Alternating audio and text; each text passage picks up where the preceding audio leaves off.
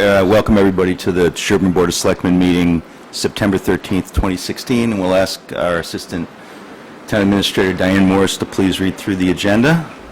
Mike, good evening. Hey Rick, I don't know if our mics are working. Now they are. Go ahead, Diane.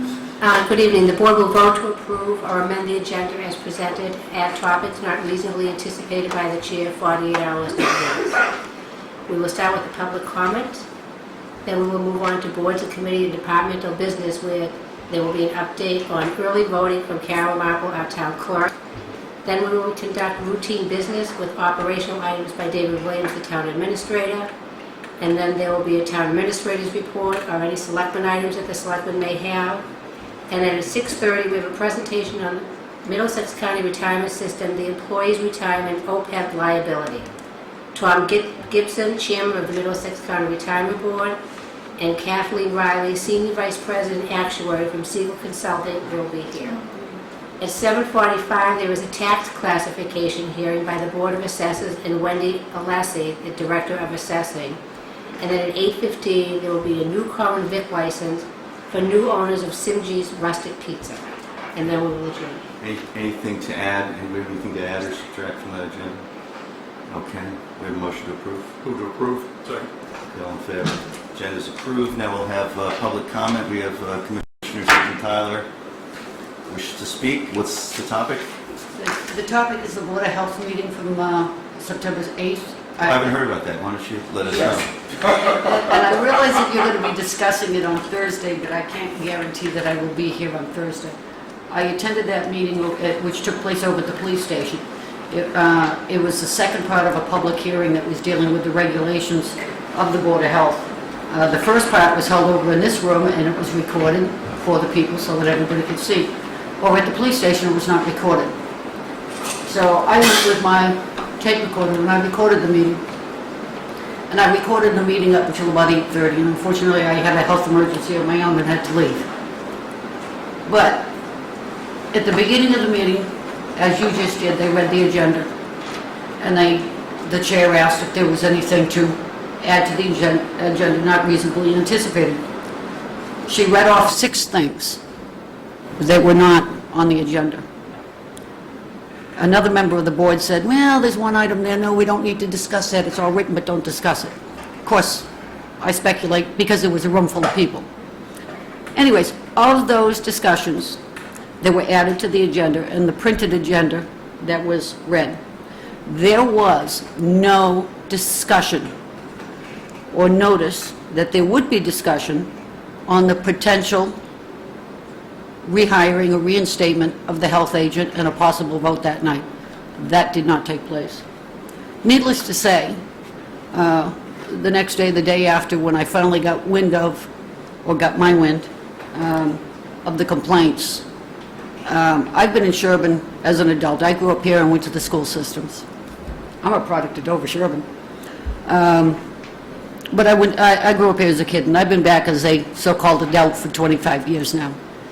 And you all know me. I've been involved with the town. I've been on numerous committees and boards in the town, and I am presently. I have never seen behavior that I have seen in disregarding the open meeting law and posting agendas as I have seen with this Board of Health, and specifically the meeting of the other night. And so I have just at 6 o'clock tonight given to Ellen Hartnett of the Board of Health my written open meeting law complaint. I have already given a copy to the attorney, to the town clerk. I will be getting a copy, hopefully I'll get it done tomorrow, of that meeting, the beginning of it, because it is very important to hear that they took the time to add 6 other things to that agenda and did not add on the discussion that they held at 1 o'clock in the morning. That says a lot. And I have a copy of my complaint for you all, and I will provide to everybody tomorrow a copy of that recording. Thank you. Thank you, Susan. Thank you. Yep.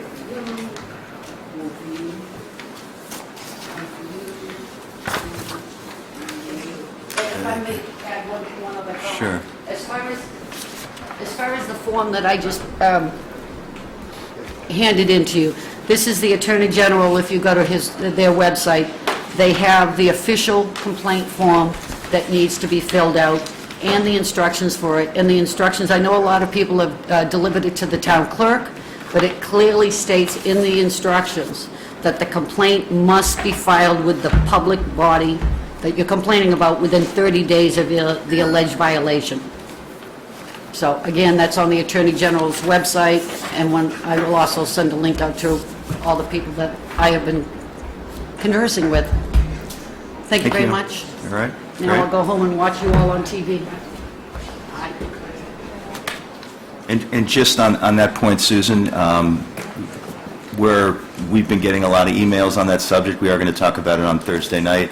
But it is also important to know we have no formal role in that process as a Board of Selectmen. And so thanks for Exactly. bringing that up. But as I said, I'm not sure that I'll be able to be here on Thursday. Oh, no, I appreciate you coming in here, but just for the rest of the public, in terms of complaining or anything else, that's not something that comes through the Board of Selectmen or to the Board of Selectmen. If Right, it's coming to exactly. us, it's information to us, but we can't do anything about it. Exactly.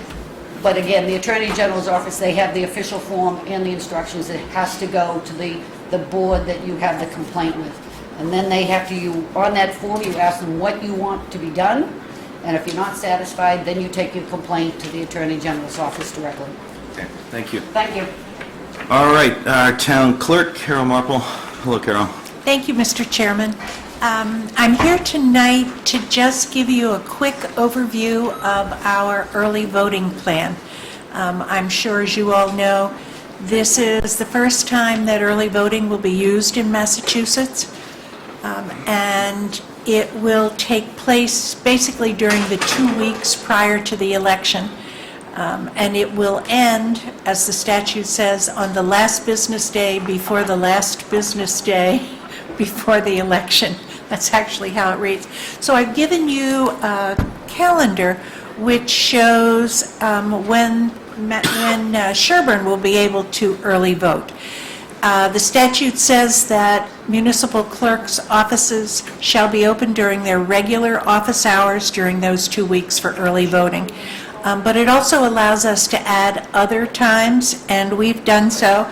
I've added a Thursday night, as I think you guys are meeting that night, so it seemed like a good evening to add on. Both Friday mornings, we will be open. Traditionally, the Friday morning before a presidential election, we are flooded with absentee voters. So we thought that was a good day, as well as the Saturday in the middle. We will be open then. I think we'll be doing a land office business.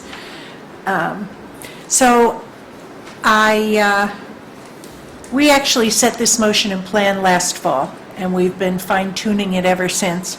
We didn't get final regulations for early voting until the end of August. So there were a few changes, but basically we're pretty much good to go.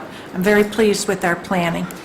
So we'll start out with a series of press releases in the Dover-Sherborn Press and the Hometown Weekly. We have 3 separate ones. Each one will run for 2 weeks. We're mandated to do only 2, one before early voting and one during early voting, but I think in this case more is better. Next week, we will start putting the information up online for people to access. And in mid-September, we'll have information on cable that voters can look at.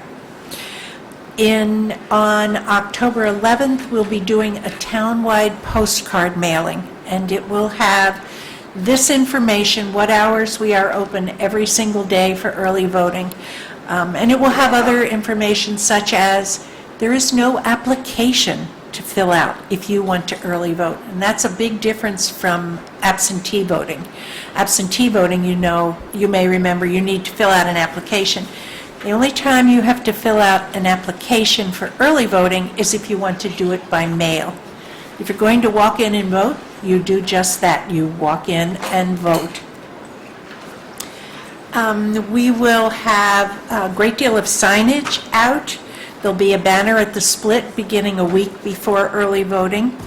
Also, in that same week, we will have the CM&D gentlemen will put out our ground signs that talk about early voting. And we'll have signs here at Town Hall during the actual voting period.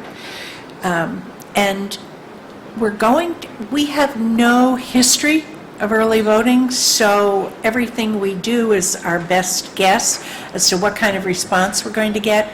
But I'm going to try marking the 6 parking spaces that are closest to Washington Street with voter-only signs just during the voting hours. So they'll be taken away in the afternoon because we're not open then. We're planning to use the small conference room next to my office. I'm hopeful. We've actually measured it and plotted it out on graph paper. Everything will fit nicely. But if we're overrun with early voters, we will be moving upstairs to the room next door so we can have more room. Staffing. I have staffed 2 election workers for all of the time frames that are during our regular office hours, and there will be 4 people working during our extra hours because I think those will be the busiest. The evening, the Friday morning, the Saturday, I think we'll be very busy then. And then, something very exciting, I can turn it on. We will be using for the very first time in Sherborn, they've been used elsewhere already, but we will be using electronic poll pads for early voting. So instead of the big paper voting list you're used to seeing election workers page through and check off your name, early voters will walk in. There are no names here because we only got these today and our list is not uploaded. So an early voter will walk in, the poll worker will type in 2, maybe 3 letters of their last name. The information will show up for everybody which may be 10 different people. By tapping the person standing in front of you, this will automatically enter what day they early voted and what time. So at the end of each day, when we have to enter those records into the state system, there's no issue. It's a straight shot. So we're very excited about this. I'm also planning to use them for town meeting check-in, not in October, but next spring. And sometime in that time frame, the Secretary of State will be certifying them for regular elections, and then we'll move into that. This is technology at its best, and they assure us it's less hackable than the Apple's iPhone. So we'll see. What else? Oh, the other thing... Will the people who are being checked in be able to see that the right name was checked off? Yes, absolutely. This actually has the capacity, in some states, voters have to sign in. Massachusetts doesn't have that qualification at this time, but this is capable of so much more than we'll be using it for. The other just quick thing to note is that, as you well know, during the past 3-4 years, I have partnered with the student directors from the Sherborn Community Center Foundation, and we've run a food drive for a place to turn in Natick on each election day. And during the March primary, the presidential primary, the kids collected 1,000 pounds of food for a place to turn. That made a huge difference in what they were able to hand out to people. So because we get a 92 to 94% turnout for presidential elections, the kids are going for a full ton. So, and we will be collecting all during the early voting period. So that's a goal we're shooting for. And my last note is that Saturday, September 24th, is the deadline to issue ballots to active military and regular residents who are out of the country. That's a federal deadline, 45 days before the election. So we haven't yet received the ballots from the Secretary's office. They only will come electronically, and we send them out electronically. But that's kind of a milestone.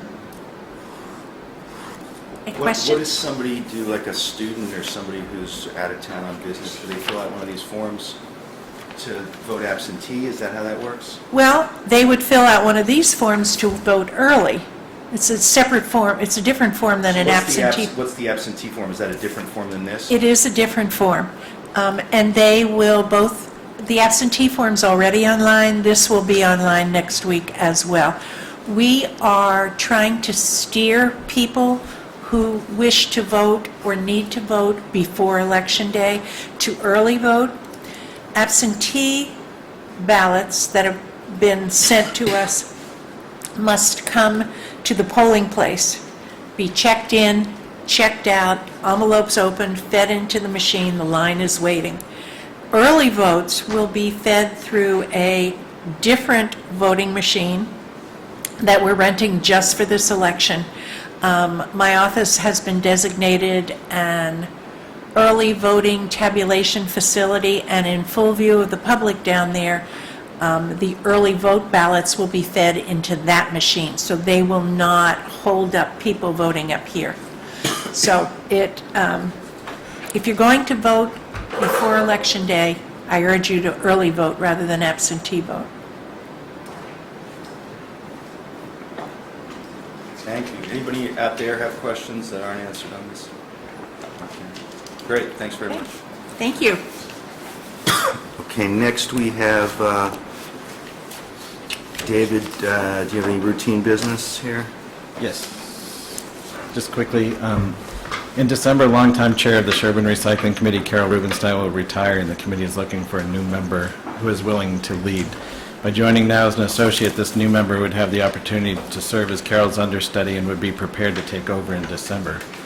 If you want more information, the Recycling Committee mission is to provide the town of Sherborn with convenient and cost-effective waste reduction, reuse, and recycling programs, to encourage citizens to participate in these programs and to promote environmental sustainability and preservation.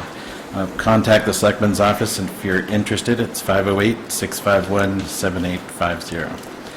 There's also going to be a hazardous waste collection day on Saturday, September 17th at the Highway Garage, CM&D Garage. To avoid waiting in line, it's recommended that you please make an appointment online at recycling.sherborn.org/bring or call Carol Rubenstein at 508-653-8794. Also, Thursday, September 15th, we will be hosting a 40B training and discussion at 7 p.m. here in this room. Following the Board of Selectmen meeting, the public and all departments and boards and committees have been invited. Great. Okay, anybody have any selecting reports? One thing we didn't mention, does someone want to mention Washington Street? I will. In case you didn't see the sign yet or get the postcard, paving on Washington Street should start next Monday, I believe, which is nighttime paving, nighttime grinding and paving. So hopefully Monday night, they should be starting at 7 p.m., I believe. Is that right, Dave? I think it's going to be actually later, but Actually, what? they're still discussing. I think it's later than that, but Okay. Perhaps there's detail issue. still supposed to be Monday, Yeah. the start. Okay, great. Thanks. Anybody else? No? Okay, so next we have, right on time, we have a presentation on the Middlesex County Retirement System, employee retirement and OPEB liability. We have Tom Gibson, Chairman of the Middlesex County Retirement Board, and Kathleen Riley, Senior Vice President and Actuary of the Siegel Consulting Group. We also have Lisa Maloney here, too. Lisa Maloney, okay, great. And where's she from? Middlesex. Middlesex also, okay, great. And you have a presentation set up, I think? For that? Yes. Okay. That'd be great if you could do that, and actually, if it's going to be up on the board, we may take seats out there, so, in fact, I will take a seat out there.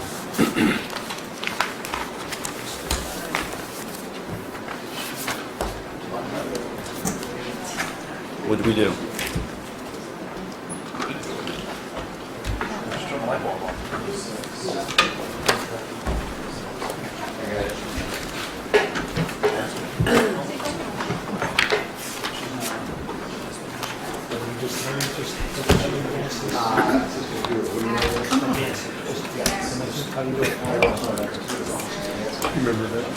Let's tell it to advance and hold advance. There it is.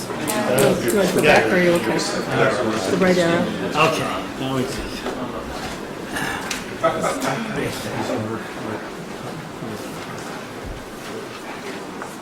Nice. Thank you, whenever you're ready.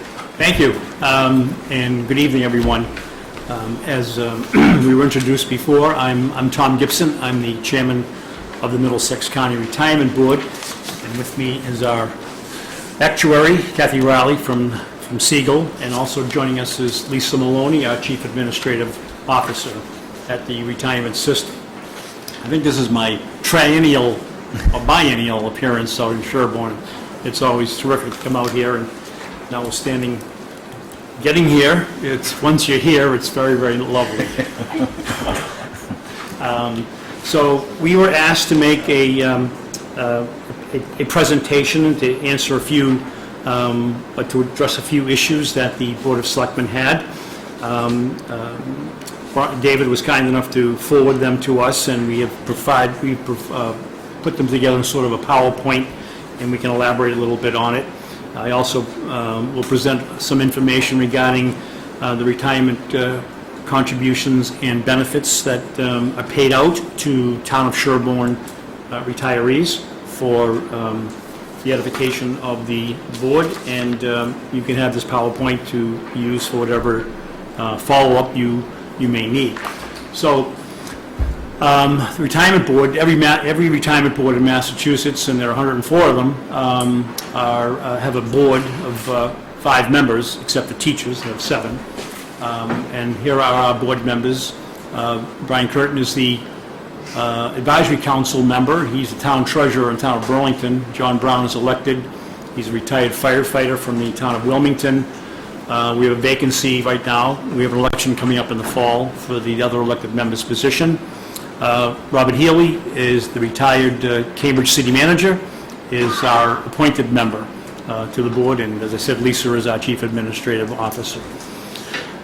So we have in the Middlesex County Retirement System 71 separate governmental employers, 31 cities and towns, 20 housing authorities, 9 school districts, and 9 water districts. We're the 4th largest retirement system in Massachusetts, behind the state teachers in the city of Boston. We have 9,000 active members, 5,000 retirees, and 3,000 inactive members. That's folks who were members of were employees and were members of the retirement system, are no longer employed by their respective employers, but have left their retirement contributions in the retirement system and may come back at some point to resume public service, or may wait until they're at a certain age to retire if they so qualify. So as of 1/1/14, which is the date of our last valuation, Sherborne's membership consisted of 79 active members, 37 retired, survivor beneficiary members, and 25 of those inactive members that I just mentioned. So David and Heather Pegg, the town treasurer, are in regular communication with our office and asking questions from time to time about the retirement appropriation. I know Heather is a member of our advisory council and does attend all of the advisory council meetings, and we thank her for that, because not every treasurer in the Middlesex County Retirement System does so. So we appreciate Heather being there. So we're going to go through some of the questions that the Board of Selectmen have asked, and I'm going to rely a lot on my mathematician, Kathy Riley, to answer some of those questions. So the first question, part 1, referenced the unfunded liability in 1993, again in 2010, and again in 2014, and the question was, aren't we legally mandated to be amortizing the unfunded liability since the early 1990s? And the answer to that question is yes. Back in 1988, when the unfunded liability statewide and actually across the nation was being recognized by the plan sponsors, the legislature enacted provisions in Chapter 32, which is the general law that pertains to public employee retirement, that essentially required full funding of the retirement systems over a period of the next 40 years, no later than June 30th of 2028. And every retirement system got on track to be funded by that particular date. As we all know, back in 2008, the markets collapsed and people lost money in their private investments, lost money in public investments, and the retirement systems did not escape that debacle as well. I think in Middlesex we lost 22% of our assets just in 2008. So the legislature then extended the maximum funding schedule. They took a little baby step and pushed it out to 2030. Recognized that really wasn't going to do have a lot of help for the retirement systems, and they extended it again to the current maximum of June 30th, 2040. So that is the target deadline date that the legislature has set for all retirement systems in Massachusetts to be fully funded. Fully funded means you have enough money in your kitty to pay out all of your obligations, all of your retirement benefits that you owe. The question, part two of question one was, why does it appear that the liability is growing, most recently at almost $1 million per year instead of going down? And the answer to that question, I'm going to have to rely on Kathy a little bit. Math was never my strong subject in school. That's why I went to law school. But Kathy, you can address that if you would like. And that part of the question really has a two-part answer. The first part is a technical answer. An unfunded liability is kind of like a mortgage. You make your regular monthly mortgage payments, and it's the same monthly payment each and every month over the term of the mortgage. And if you've ever looked at how that principal of that mortgage changes over time, in the early years, there's very little movement in the principal. You're paying almost entirely interest. In the last few years of your mortgage, I think it's usually about 7 years, is when you pay it all down. Whether it's a 15-year mortgage or a 30-year mortgage, you pay it all down in about the last 7 years or so. So the answer on why the unfunded liability goes up is similar, but not exactly the same as the answer to the mortgage. Because in funding a retirement system, it's common throughout the country, and it's the methodology that was used with Middlesex. Rather than funding the retirement system with level payments, the payments calculated to pay down the mortgage are increasing payments. They're intended to increase as your budget increases so that they don't overwhelm the budget in the early years and really relative to the budget become smaller and smaller. So they're calculated to increase rather than stay level. When you have increasing mortgage payments in the early years, you're not paying down all of your interest, so there's a slight increase in the unfunded liability due to the nature of the funding schedule. That's the first part of the answer, and it's important because if you look at the funding schedule that's in the report that I think is available that I know is available to you either on the Middlesex website, and I think it was emailed tonight, you'll see that the unfunded liability is actually projected to increase for the next few years. It's projected to increase through fiscal 2020, so another 4 years on top of that. But if you could go to the next slide. The bigger part of the answer of why there's an increase in the unfunded liability is a twofold answer. First is the financial collapse in 2008 and the loss on assets generated an experience loss and increased the unfunded liability. And since 2008, there have been some significant changes in the assumptions used to fund the liabilities. The board has taken a more conservative approach with respect to the investment return assumption, and it's that investment return assumption that's used to discount the liabilities. The assumption in the last valuation was lowered from 8% to 7 7/8. The plan is to lower it to 7 3/4% with this valuation and to gradually reduce the assumption, but preferably in a manner that's can be absorbed by the member units. And in addition to updating the investment return assumption, we've been updating the mortality assumption, and there was one update in the prior valuation and another update in the current valuation. So some of the additional unfunded liability is due to taking a more conservative approach with the assumption, some is due to investment losses, and some is due to just the nature of the schedule. The next slide actually is from PERAC now. Do you want to take questions, or do you want to wait? Mr. Chairman, there's a question. Take questions now? We can? Oh, well, I think why don't we go through the presentation, Bob, and then go back to questions. The next slide is taken from from a presentation of PERAC. Now, PERAC stands for the Public Employee Retirement Administration Commission. They are a state agency that oversees all of the retirement systems in Massachusetts. They are the state actuary by statute. So they had a presentation last winter which had a lot of valuable information. At the time, this, of course, is constantly changing, but as you can see in this slide, this shows you of all of the retirement systems in Massachusetts when the unfunded actuarial liability begins decreasing. In the red zone, the liability begins decreasing between 2021 and 2025, in the yellow zone between 2016 and 2020, and by 2015 was in the green zone. So that's just for your viewing pleasure. And Middlesex would fall in the yellow, Yes, in the yellow zone. thank you. We would be in the yellow zone. How many systems were in that chart total? I'm sorry? How many systems were in that chart total? This will be 106 or 104 Yeah, they're not all in there. Thank you. 95. 95. 95 in total. Okay.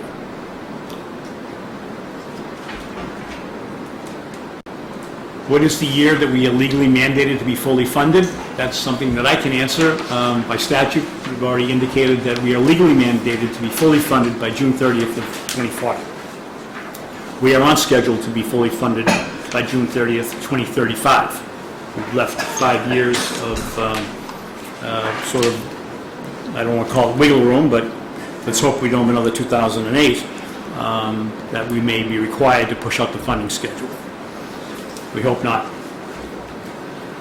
This is another slide from PERAC that shows you how the funding schedules have changed since 2012, and when the various retirement systems, 95, Kathy says, are scheduled to be paid off, to be fully funded, let me say, and you can see that the move, I would say, Kathy, is to be more conservative, pay it off more quickly than longer.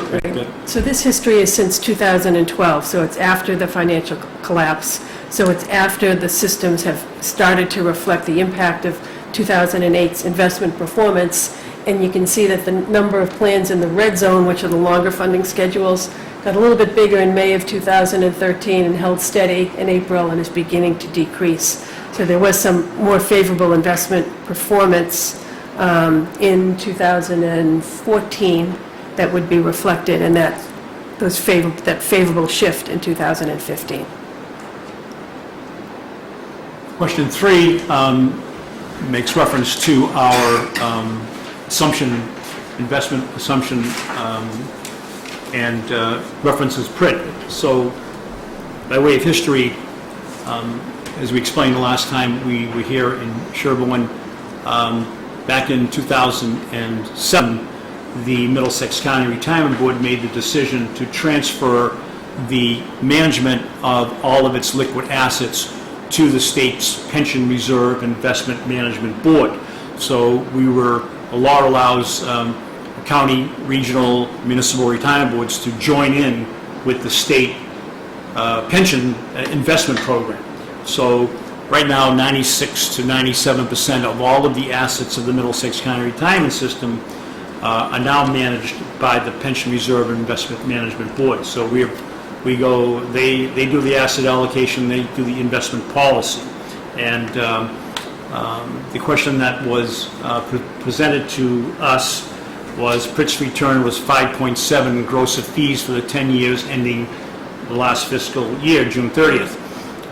Which included the most recent market crash.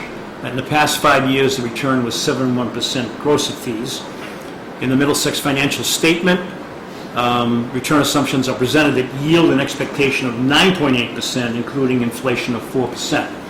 I'm not sure where that number comes from, but certainly the Board of Selectmen can enlighten me. Why should we expect future returns of 9.8% rather than either a full market cycle of 5.7 or even a more favorable recent 5-year return of 7.1%? Well, so when we do the financial statements, they show what our long-term expectation will be, as Prim's asset allocation does, and they also show what the shorter-term expectations are, and there is a difference in those two numbers between the short-term expectations and the long-term expectations, which I'll show in the next graph. Historically, since 1985, the investment return for the Middlesex County retirement system is listed by PERAC as 8.34%. So going back long-term to over the past 31 years, we are at 8.34%. And that is, of course, we are long-term investors here as well. Now, the asset allocation that we use is the one that Prim uses for the state teachers and all the other municipal and county boards that are investing their assets through Prim. And this is the most recent asset allocation, which includes their policy and their target. And as you can see, there is a Prim target. There is an expected 5 to 7 year return, and at the bottom there are expected return over 30-year periods. So the expected returns that Prim has now over the next 5 or 7 years is 6.8% return. Expected return over 30 years is 7.8%. And Prim has reduced its risk somewhat in its investments as well. That's reflected in the standard deviation and the Sharpe ratio. So this is how the $1 billion in liquid assets in the Middlesex County retirement system are invested. This is our asset allocation with Prim. We also have a very small sliver of alternative investments, venture capital, private equity, and real estate that we could not transfer into Prim in 2007 because they were illiquid. So we are just waiting for those investments as they mature and as they expire, as the partnerships terminate. We are not adding any more investments on our own. We fully expect to be into Prim within the next couple of years. Are these returns gross of fees or net of fees, and what are the fees? Prim reports its returns net of fees. But before you were looking gross of fees. I'm sorry? The numbers you were giving before were gross of fees, right? These expected returns are based on asset allocation and expected returns by asset class based on index funds. So the expected returns here are essentially net of fees, because it Slide assumes... before showed gross. Yes. So what are the fees? So Prim's fees average about 54 basis points a year. It's very economic for boards, and most of their large cap are in index funds as well. So it's they're working on Project Save at Prim to save a lot of investment management fees. Just to be clear, in the financial statements, those financial statements, like power page 13, it refers to long-term expected real rate of return. Is that what that is? No, those are nominal. These are all nominal rates of return. I thought you just said it was net. The difference between real and nominal is whether inflation is reflected, is included in the assumption. It's not expenses. In the case of Prim, if you go onto their website, where they have an investment return report on accessible from the homepage, there's where they report the gross fees. And I was unable to find any reporting easily accessible from their website that showed any, net fee reporting. These were net fees?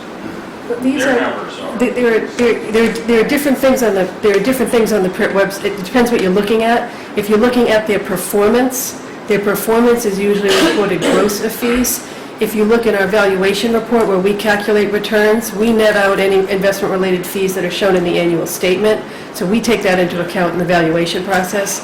When you look at those capital market assumptions, those are capital market assumptions for index funds, which have virtually no expenses. So that's there's no manager outperformance in those expectations, nor is there any consideration of fees. And we'll double check on those, how these are reported, because my understanding was that a lot of the information we get from Prim is net of fees, except for the private equity, which is reported gross of fees, because they have to keep that confidential somehow, and not full disclosure on that. But we will get that clarified, Mr. Chairman, for the board and for the town.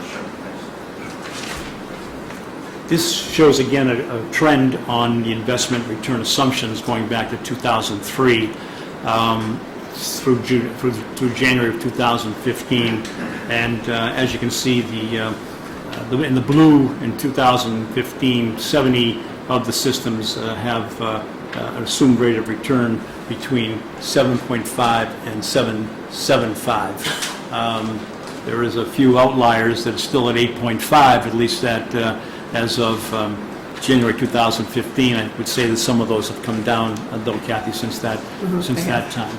And there is also 3 that are less than 7.5% as of January 2015. But the trend is to lower the expected investment return. And as Ms. Riley said, we will be looking to do that for the valuation that will be effective as of 1/1/16. These are trends national, what's happening across the country with investment assumptions, and I think pretty much what's happening in Massachusetts is consistent with what's gone on across the country with national, state teacher, and municipal plans. I'd add one comment in terms of comparing assumptions from one plan to the next, and, the assumption should be based on what a plan's asset allocation is.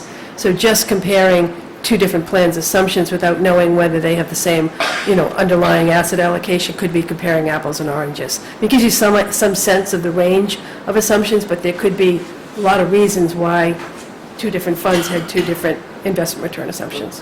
When you say funds, which 2 funds are you referring to? In this survey here, this national survey, the survey of national retirement plans. Question 4, how much would the pension liability grow if we use recent past 10-year investment returns as our discount assumption rather than 7.875%? Excuse me. So, Kathy, I would let you talk about the impact on lowering the investment return assumption and the impact it would have on the appropriation. So without being specific for Sherborne's results, and there's a reason why we don't want to be specific yet on that, when you lower the investment return assumption, you increase your liabilities, because the liability is calculated, how much money do you need today that will be sufficient to pay all future benefits if it makes that assumed investment return. So when you lower the assumption, you need more money up front to pay out the same level of benefits. So lowering the assumption increases the unfunded liability and increases the appropriation that the town would have to pay. We have lowered the assumption from 8.5% beginning in 2002 down to 7.8% as of the prior valuation, with the expectation that it will go to 7.75% with this valuation. And this assumption is discussed with the Retirement Board and the Advisory Council and presented, the Subcommittee on Appropriations of the Advisory Council, and presented to the Advisory Council to get their feedback. It's a trade-off. Lowering the investment return increases your appropriation, so you try and balance doing it at a time when it will have as little impact as possible on a funding schedule. So when there are experienced gains to offset some of that increase, whether it's investment gains or salary gains or just other gains that could occur. And that's the trade-off in the balancing act. What we do in setting that assumption is come up with a range of assumptions, and ideally, you'd be at the lower end of the range, because you're at the lower end of the range, you're more likely to make that investment return assumption, but there is that trade-off that has to be considered. So while the legal obligation to set the funding schedule lies with the retirement board, the board has encouraged the creation of an advisory council subcommittee on appropriations and investments to help guide the board towards that decision. They meet twice a year in addition to the regular advisory council meeting. The advisory council consists of the 71 treasurers of our governmental units. It's a little unwieldy to maneuver with that large number, so the subcommittee consists of, I'd say, 12 of the treasurers that meet and with Kathy Riley and with PERAC and the board to discuss concerns and to make suggestions regarding the actuarial study and the valuation, and help guide us, as I said, to the right decision regarding the appropriations. Are you going to touch on this later? Some idea of what happens to liability when assumptions go down? So what I can touch on is in the aggregate, when we did the accounting report for the system at the end of 2015, we had in that valuation the impact of a full 1% decrease in the assumption from 7.875% to 6.875. And for the retirement system as a whole, that added about $260 million in liability. It's a big percentage of the unfunded liability. It's a little bit more than 10% of the liabilities, a full 1% decrease. So I don't think we would expect to lower the investment return assumption that dramatically all at once. But when you lowered it by 8, right, from 8% to, it went up by... There were other changes, so I don't have that broken out. There were other changes. So I think a good way to look at it is a full 1% decrease increased the liabilities by a little bit more than 10%. So we might say 2 to 3% increase in the liabilities for each 0.25% decrease. Total liability. Total liabilities. You're being very optimistic, in my opinion, and from what I read about 90% of the economists in the country, that they're projecting 2% in the next 10 years. That's quite a change. And if we don't know that up front, if we're not realistic,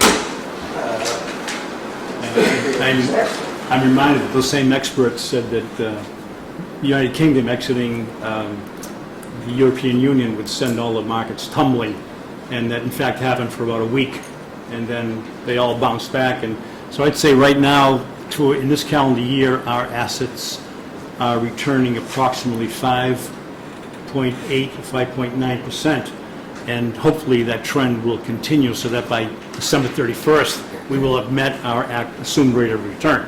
So there's a lot of finger crossing is going on, and what's irksome is that we can't control global events sometimes that have an impact on our investment returns. but shouldn't you consider a worst-case scenario rather than a best-case scenario? Well, I know that past performance is no guarantee of future performance, and as I said, for the past 31 years, we've exceeded our assumed rate of return, even with the bad years in the early 2000s and 2008 debacle. So, we're long-term investors, and we hope that those numbers will maintain. We also realize the impact of a drastic reduction of the assumed rate of return, which would just make the whole system collapse. So we think that we are listening to our experts who are saying, if you want to adjust the funding, the assumption return, do it on a gradual basis, but maintain the budget, because the goal is to get this unfunded liability paid off in a reasonable fashion. And that's what we're striving to do. Some of your projections include inflation, which we really don't have. And we'll see what the feds do next week with the interest rate and how that's going to play out this year as well. So, Bob, so we're going to just let him get through the... Okay, sorry.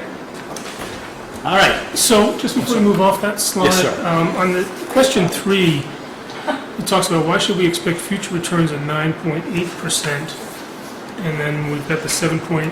Are those So what- comparable numbers and everything? Well, I think No, that's their answer to the... we don't know where the 9 point, I'm not sure where the 9.8% came from, but our, 9.8 came from the long-term expected returns in the Middlesex County retirement system, those are the financial statements year ended December 31, 2015, and they are long-term real rates of return that were bumped up for inflation, which inflation is stated at 4%, what page based of on the the, asset allocation. what page of the financial statements? 15. It's just a total allocation. I mean, the general idea is more the general number. I don't see 9.8% on here. Are you saying, Well, you just take the asset allocation, multiply it by... that's not, okay, so that's not how you calculate an expected return for the portfolio, because you have to take into account the weighting and standard deviations, and if you go, can you go back to the print page with the 9? Wait a second. Let me just, when you, no, these numbers here were prepared by the NEPC, who is the investment advisor for Pritt. Siegel has their own set of assumptions. We do a similar calculation just to, sort of in our work papers to make sure we come up with the same number and we come up with a similar number. But when you put the, when you do the, let the model do the calculation as opposed to doing a simple weighting there, you come up with an expected return over a 30-year period of 7.9%, which has come down to 7.8%. Those expected returns have certainly come down in the last few years as expectations have come down, primarily due to the low interest rate environment that we've been in and that we're not getting out of and that doesn't look like it's changing. That's why the expectations have come down pretty dramatically. I believe Pritt's expectation a few years ago was 8.2 or 8.3%. So, but the number, 9.8% isn't a number that we look at. We look at the number that comes out of our model, which is similar to the number that comes out of this model, which says 7.9% is the expected return over a 30-year period. Just briefly, I've been in the investment business for 30 years. I used to work for an actuarial firm. When this information is provided, presumably standard deviations are included in the asset class assumptions themselves. It's a long-term rate. I know you're showing short-term, and it's a long-term allocation. It gets confusing, though, when the numbers, when you don't really know what numbers you're using. So I would argue that almost 100% of the time, if you're looking for a general expected rate of return, you would multiply the allocation weight by But that's return.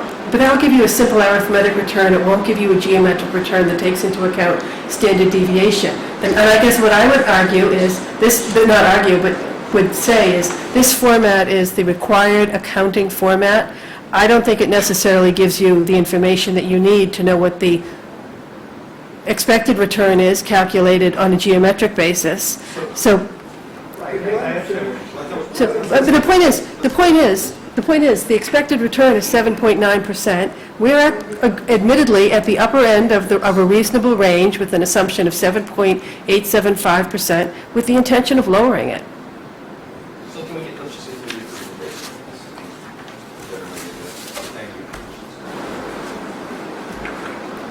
Okay, I think we're up to question number 5. Should we be concerned about hitting the crossover point as defined by GASB, since our funded ratio is only 46.1%? No. You can go to the next page. No, the crossover point is a point defined in GASB when the plan is projected to run out of money.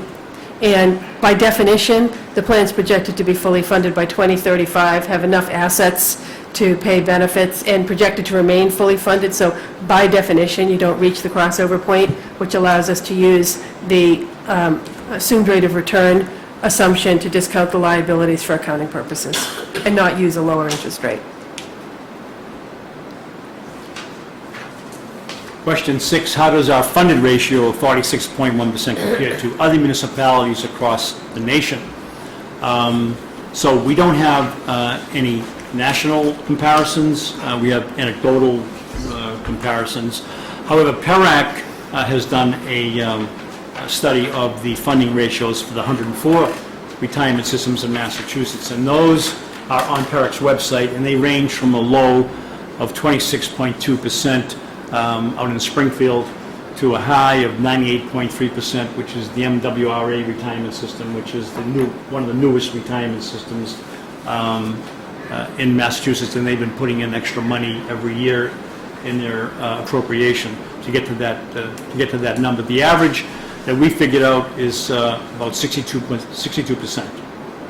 So we will be fully funded in 19 years, 2035. I won't be around, just so you know. I won't be here answering any more questions in 2030. I think so. But David may be here, I'm not sure. Well, could you go back to the slide? Go back a slide. Okay. Go back to which slide? We're 46% funded. Yes, So we're way below the average. you are below the Yes, average. we're below the average. County systems tend to be, I think, on the lower side, because if you think of the structure, Middlesex is the largest with 75-member units, but, you know, you're trying to keep everybody happy, and you tend to be dealing with the smaller cities and towns. Not all of them have the capacity to fund aggressively. So, and historically, there have been some events that have occurred within Middlesex County that have added to that unfunded liability that municipalities who have their own retirement systems wouldn't necessarily encounter. I'm going way back to the 1970s when the courts and the court employees who used to be within the county retirement system were transferred to the state, and the county court system more or less went out of business. In 1997, the counties themselves went out of business in Middlesex, Hampden, Worcester, and Essex, and a few others. So what that meant is that the largest governmental unit within the county retirement system essentially disappeared, but the liability to pay the retirees from that unit remained. So Sherborn lost the county tax, that dreaded county tax used to pay every year. That went away, but the liability for the retirees for the county was sort of spread out among all of our member units. And that, so we see the Worcester Regional, Essex, and Hampden retirement systems in the 46, 47, 48% funded level. Before they abolished Middlesex County, we were as high as 60, 61% funded. We're right at the average. But that was a blow, and we're trying to correct that legislatively, but trying to get money from the Commonwealth is exceedingly difficult. What that means is that our liability is 46% funded and 54% unfunded, is that right? That's correct. Okay, so And but by 19 years, based on our current funding schedule, we will be fully funded, 100%. Oops, I'm sorry, let me go to, how much more should we contribute each year, and assume we as Sherborn, if we wanted to ensure our unfunded liability does not grow larger? $500,000, $1 million? So the answer to that question is, we can't answer that question until we do our 2016 valuation, which Siegel is doing right now, and hopefully sometime in the fall, by the end of the fall, we will have the valuation. We'll be meeting with the advisory council and the subcommittee to go over the results of that valuation to set a new funding schedule and look at some of our assumptions as well. There's not just the assumption for an investment return, there's also salary assumptions, mortality assumptions, other assumptions that all impact the funding schedule. So, I believe you said we can expect the unfunded liability to continue to grow larger for a while. Yes. If all the assumptions were met, it's projected to grow larger for 4 more years through fiscal 2020. We know we had an investment loss in 2015, and we know we want to update the assumptions. So just as an overview, as I indicated before, as of 1/1/16, we had $1 billion in assets. We get our money from 3 sources. Members contribute, the governmental units contribute, and our investment returns. our assets are all invested to print. This is an interesting chart that shows of all of the total Massachusetts public pension funds where they come from. This has been updated, by the way, today by the National Institute of Retirement Security with dates, I think, as of 2014. So we will have new numbers. We'll replace the slide.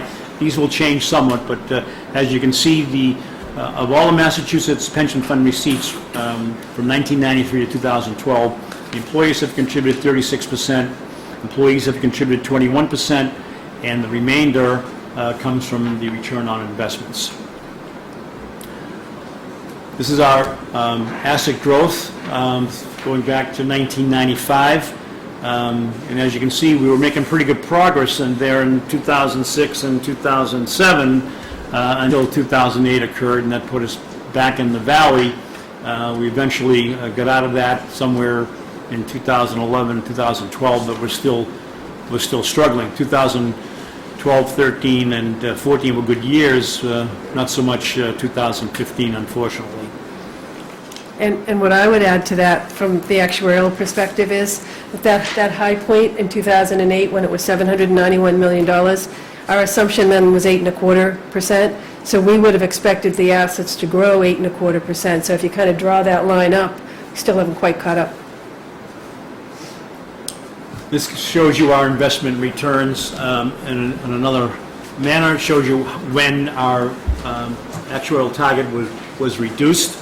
And it shows you going back again to 1995, where this red line would be our assumed rate of return and where we fell in, how we did on our investments. Yes, sir. So is that market return on the portfolio or actuarial returns? I think it's actually... These market return. So the fund must have had dramatically different allocation coming out of year 2000 than it did in 2008. So I personally recollect 2001 and 2 being pretty punishing years for my retirement assets. Right. So allocation changed to more aggressive. At that time, the Middlesex Retirement Board had its own investment program and actually had mitigated some risks. The PRIM's return for those 3 years was substantially worse than Middlesex was. They since have taken huge steps to mitigate their risk in a negative environment. So we're comfortable that PRIM's investment program is the right program for the Middlesex retirement system. So here's some benefits. You know, we ask for a lot of money from our cities and towns and members, but we also pay out a lot of money in benefits. So this is a summary of the Middlesex County retirement system and where our money goes and what the median allowances are. So the sections on the left-hand side refer to sections of Chapter 32 that provide certain benefits to members and to beneficiaries and surviving spouses. The superannuation on Section 5, that's your normal retirement based on age, years of service, and your high 3 years salary calculations. That's the normal retirement that we have. Ordinary disabilities, non-job-related disabilities, accidental disability, job-related disabilities, mostly public safety and labor type jobs. Accidental death, people who die from injuries sustained on the job. Section 10 is a termination allowance. Those who lose their job because of reorganization or for staffing issues, no, they're not terminated for any other reason, for moral turpitude or insubordination. They're entitled to an enhanced benefit. Option C, Section 12, that's survivors of retirees. 12(2)D are survivors of people who die while active members in service for a non-job related reason.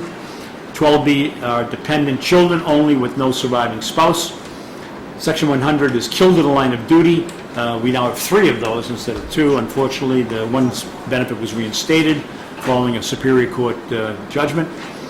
And Section 101 are benefits to survivors of disability retirees who could not pick a member survivor option C benefit. So 6,000 benefit recipients. We pay out $129 million a year. The median allowance is 14,988.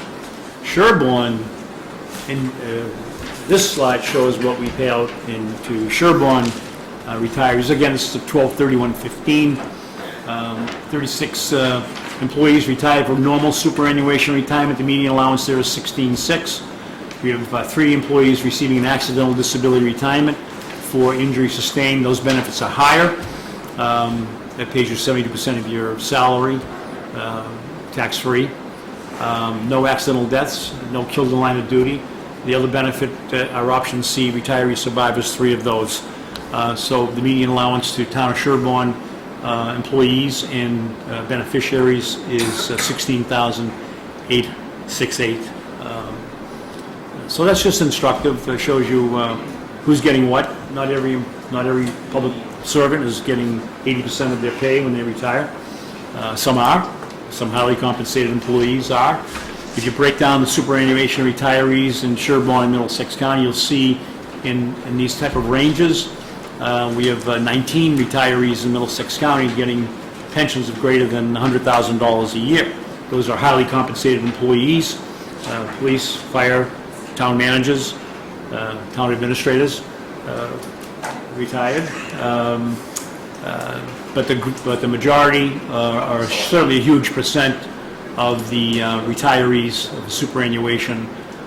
2/3 in the case of Sherborn get less than $20,000 a year in superannuation retirement benefits. So those are just some numbers, some food for thought and discussion, and we hope that it's a complicated subject, and certainly one that we could spend a week on regarding investments, actuarial assumptions, where are we going from here, what's going to happen in the 2016 valuation, what's the data going to show, how many more benefit reforms is the legislature going to enact.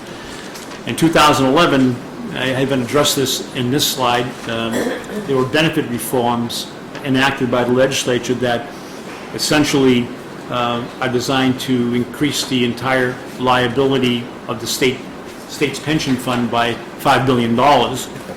That's the prediction. So instead of using, people have to work longer for less benefits if you entered the retirement system after April 2nd of 2012. So new employees are paying more towards their pension and have to work a little bit longer before they can start taking a benefit, which would be less than other employees who are working. So, taking too long, Mr. Chairman, haven't I? This is good. I think there's 2 levels of comprehension here. There's this level and then there's that level. And you may have some people at that level who want to ask you some questions, or you may have some people at this level. First up with the board, anybody up here have any questions? I had a quick question. It's probably an accounting term, but in question 5, our question, what is the crossover point as defined by GASB? When you run out of money, when you're projected to run out of money. Just, so it's $0? Yep. Got it, thanks. That was my assumption, but thank you. Okay, Greg, you got some? I've got a couple. So with regard to the returns, in the out years of the projection, do you use the short term, the 5 to 7 year expected return? No. Or long term? We use one assumption. But We use the 30-year assumption for all years. for all years? Yes. So The 30-year assumption takes into account that that in some years there will be lower returns, in some years there will be higher returns. then I guess, so the long-term assumptions are those NEPCs, or are those yours, or? The ones on the slide were NEPCs, the ones on the slide were NEPCs assumptions. The Right. one in the financial statements are Siegel's assumptions. And so you're using Siegel's assumptions for all years? Those assumptions are only the assumptions for asset class that are used to evaluate the investment return assumption and to help us select an investment return assumption. After we do that analysis based on, compare our numbers to NEPC's numbers, We have different assumptions, but we get to the same place. That same place tells us that the 30-year expected return for this portfolio is a little bit less than 8%.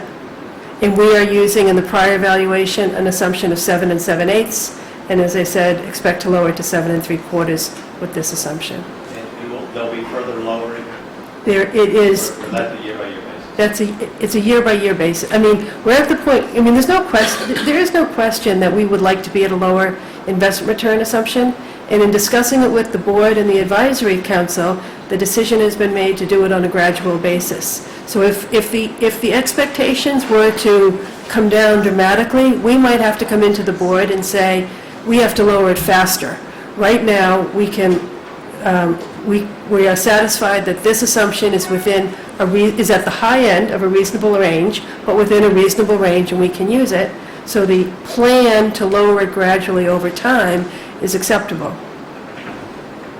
So the crossover point, is that when you run out of money, or is that when there's such an imbalance that you're not going to be able to pay future benefits? So you still have money there. No, it's an actual run out of money, but you assume that assets will return your assumption. So do you have enough existing assets and investment income and future contributions to pay out all the benefits that have been promised? And you can take into account future contributions for existing employees. It's very technical. The calculation itself is very technical, but it's essentially when you run out of money. So like the plan that was 26% funded, they're fine? They could be. If in Massachusetts, where you have to be fully funded by 2040, they have to get that funding up within the next 20-something years, so they won't run out of money. Unless they extend the funding schedule again.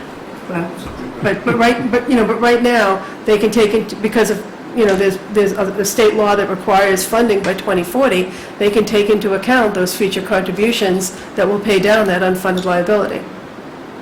So the idea of funding it like I guess like a reverse mortgage where your payments are increasing over time, does everybody do it that way? It's common, it's not everybody, because as you know, well, you'll notice, we don't have to find the slide. In some of those slides, not all those, on the, I think it was about a third, 25 or 30 of those systems in one of the slides that Tom had actual unfunded liability that was declining. So that could be one of two reasons. Either they're making level amortization payments, and with level amortizations, you wouldn't have any increasing unfunded liability, you just have the very low increases up front, or they could be on a very short schedule so that they're past that point of increases. But it's a very common approach in the public sector, and as you can see, it's common in Massachusetts. So who would make the decision to be conservative? If you said, we want to level fund, we don't want any increasing fund, and we think, in general, we don't want any surprises. Like if you're changing the assumption rate, you're changing, or the mortality tables are changing. So all those, a fraction here, a fraction there, we want to be conservative. Who would have to decide that? The assumptions and the funding schedule and the methodology are ultimately the board's responsibility. They look to us for guidance, So maybe recommendations, however they want to phrase it. Is funding the same way? I'm sorry, say that again? Everybody in the system is funding the same? Everybody in Middlesex? Right. Yeah, there is one nuance to Middlesex that I'm sure David's aware of, you may not be aware of. When we, it is what's referred to in the financial statements as a cost-sharing multiple employer unit. So all of your money goes into the retirement system and is available to pay benefits for any, the retirees of any other member unit. There's no separate allocation of your assets and your liabilities, formal allocation. But Middlesex, about 10 years ago, decided to track assets separately for each employer and track liabilities separately for each employer, so you really are only paying and funding for your unfunded liability, with the exception of, as Tom mentioned, the county liability that has no employer left. So you do have, and some towns have taken advantage of it, you do have an opportunity, if you so desire, to fund on a more aggressive schedule, and those assets will get credited to your account, and you'll get full credit for them. So Mike, Are we jointly liable for all communities though in that plan? Even though you are creating, let's say, one municipality for whatever reason went bankrupt, any unpaid liabilities would fall back on the rest of the participants in that Yeah. pool? Yeah. So So- it wouldn't do us any good to increase our payments? Well, Is everybody good? No, it wouldn't do you good, well, I don't say it would do any good. I don't think those two are related. It does make sense, if you want to, it does make sense to increase your payments, and you'll get full credit for them.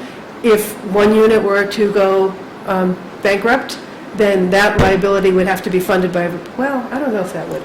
Do you I'm think it not would? sure. I'm not sure. I'm not sure it's a good example. I mean, we certainly know when the county went out of business, and other counties have a county hospital, we have a hospital. We have have. a hospital here. That unfunded liability has to be paid, and it's really paid by the member towns, as Tom said, in lieu of a county tax. So you're just paying it through a different mechanism. But would that be, so let's assume a town goes bankrupt. That unfunded liability, would it be spread over the existing assets, or would it be allocated as a special assessment to towns? Because otherwise, why do I pay in more than what I'm assessed Well, in terms of that risk? you would pay in more than, if you want to pay in more than is assessed, it'd be to get to full funding sooner than 2035. Right? And that, I think this discussion of a town going bankrupt is, I think, is such an unlikely situation, and I don't know all the bankruptcy, I don't really know what would happen. I think, So that's just a fundamental different viewpoint that Yeah. I have. I think that these assumptions of kicking cans down the road and, it was down Rhode Island, it was in Detroit, it would be in Chicago next.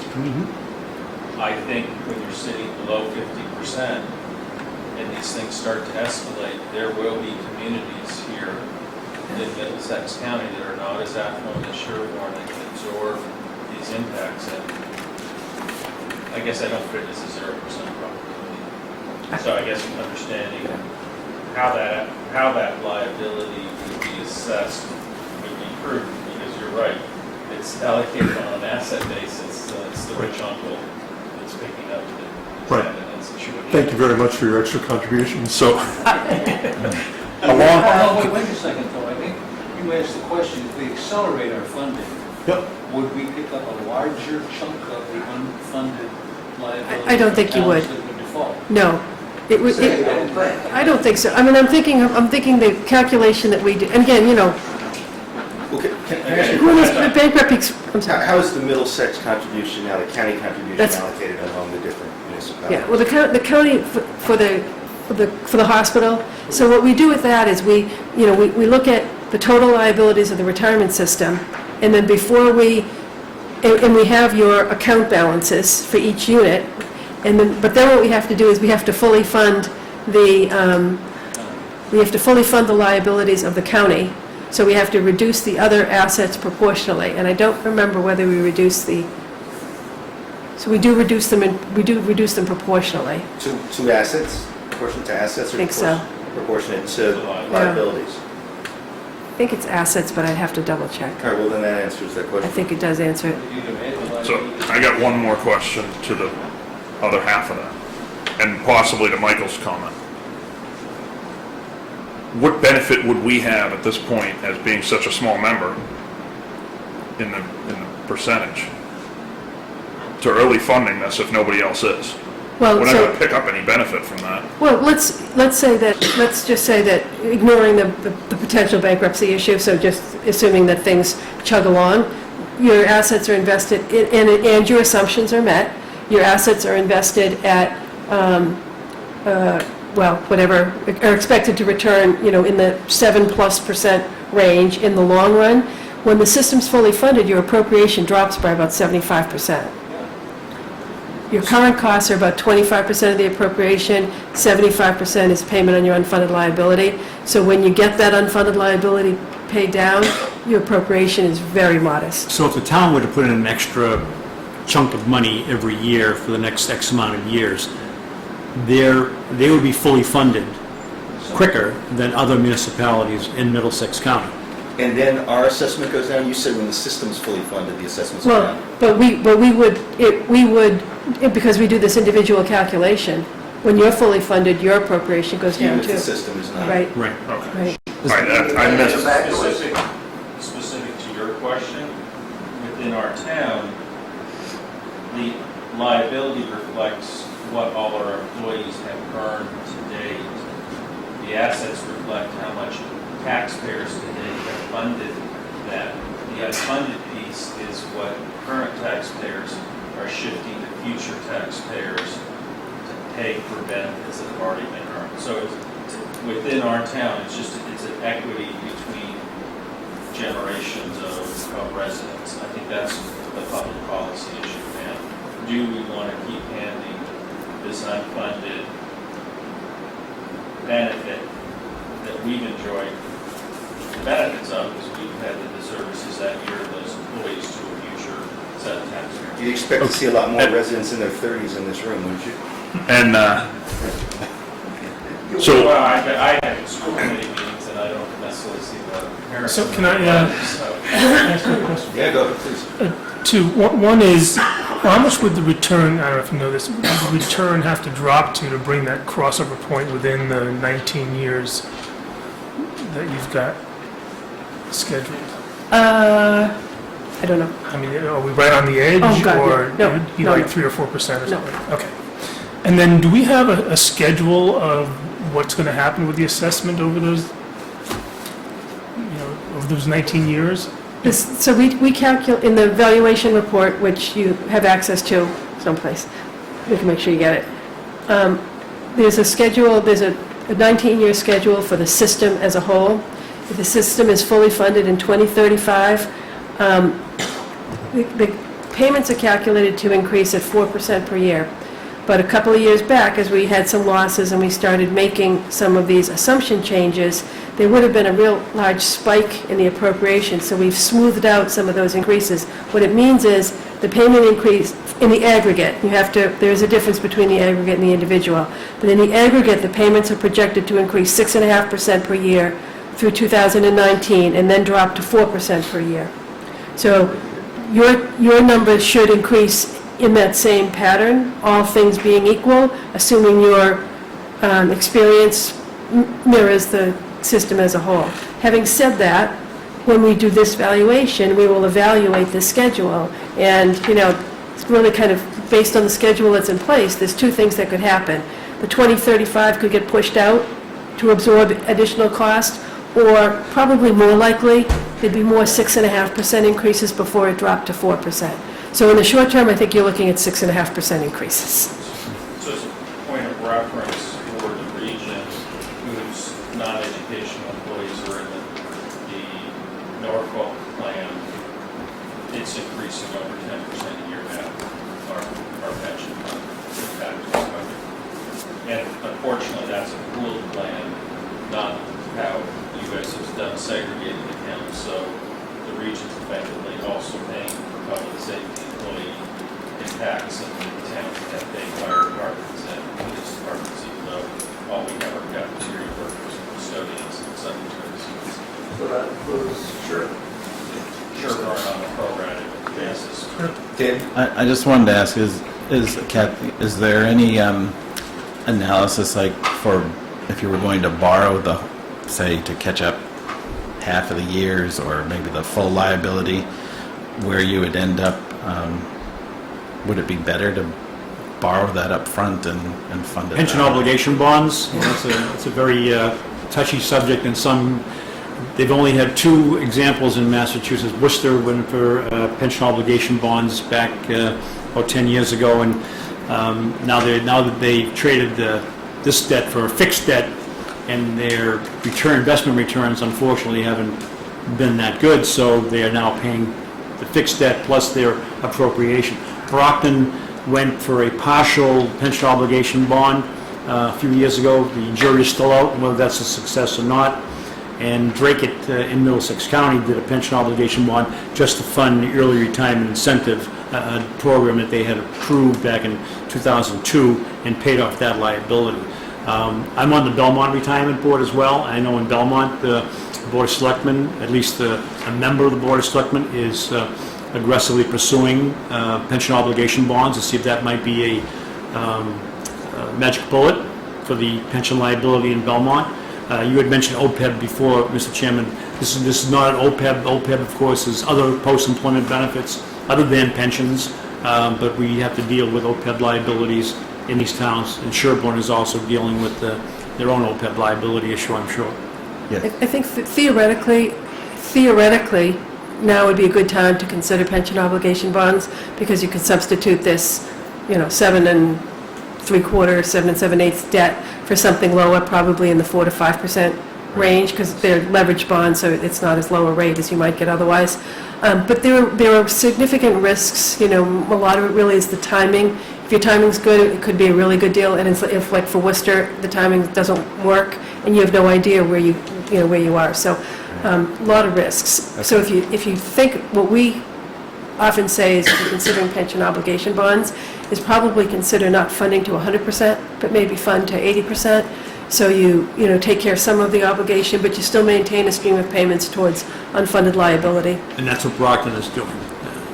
Do you know what the age is for all town employees within Middlesex County?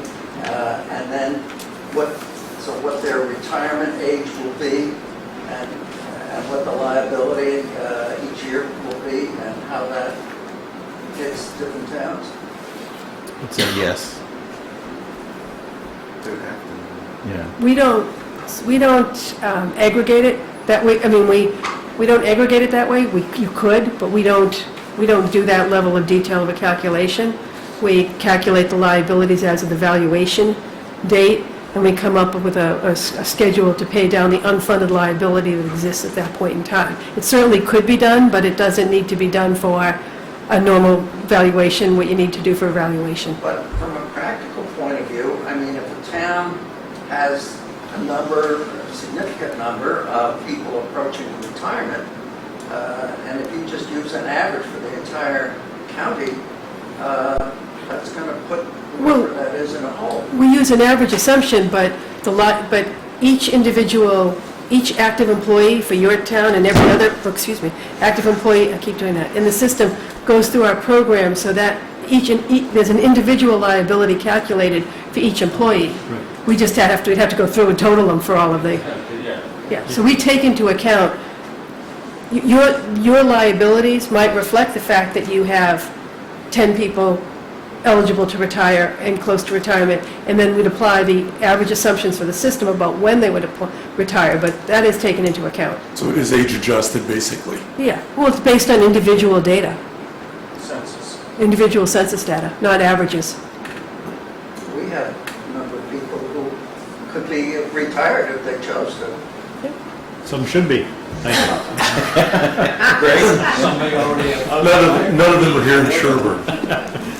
The inflation rate assumption, I mean, I guess the concern is all these different assumptions, all the different metrics that make up this liability.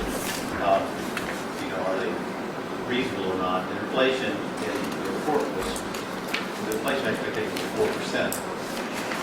Is that the number that you, how relevant is that number? It's referred to the long-term expected real rate of return. Is it 4%, and is it also used in the salary calculations and things like that? I mean, is it... There is an inflation assumption component in those expected returns by asset class, so that we can end up with a real rate of return assumption to use in the valuation. In the salary increase assumption, there is also an inflation component built into that. I think in the prior valuation, we were using a 4% inflation assumption, which we most likely will lower with this valuation. So I'm curious, I mean, I don't think it's been 4% in the last It's a here in the lot. last 20 years. I mean, it's just, that's unusual, seems like it's unusual. It's That cons- benefits us in terms of. But your assumptions have to be internally consistent. So if the long-term assumption on inflation is 4% that's used in the investment, to set that what you think is a high investment return assumption, that same 4% is used in your salary increase because it's the same horizon. So 4 is abnormally high for the last In- 5 in- years. Are we talking about salary assumptions? Are they talking? Looking for the inflation component of salaries. So it's fair to say that if we overestimated how fast salaries would grow compared to how it would turn out, that's at least one element of conservatism that has been baked into this whole process. And we have seen salary gains in the last couple of years, but I think partly due to inflation and partly due to the stress on municipal budgets. But those gains that we've measured in the last couple of evaluations were significantly larger 4 years ago than they were 2 years ago, and I expect that this year's salary gains will be even lower, because at some point you have to catch up and pay your employees, or you won't have any more employees, so. Why shouldn't towns like Sherborn withdraw? Because when this, I mean, if we're going to be liable if some other town goes bankrupt, and we have assets, wouldn't we be better off operating on our own? I think you should take bankruptcy off the table. We're not bankrupt, I don't know what would happen in a bankruptcy, what a bankruptcy court would do with this obligation. So, you know, could you set up your own retirement system? Yes, the administrative costs wouldn't be practical. So you really don't want to do that.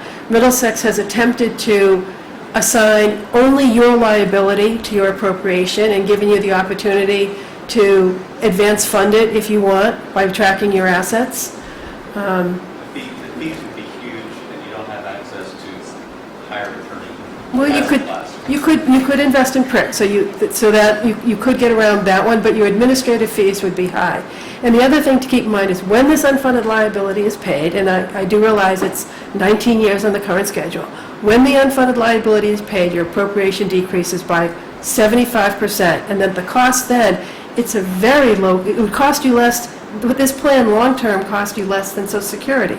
You are, you know, it's a defined benefit plan, you are on the hook for investment losses, which is why the employee shares pay such a large percentage of the benefit. You're on the hook for investment risk, you have the investment risk, excuse me, and that's a little bit of what you're paying for in your unfunded liability payments now. We're trying to manage that risk and take as much of that risk off the table as possible, but again, it's a slow process.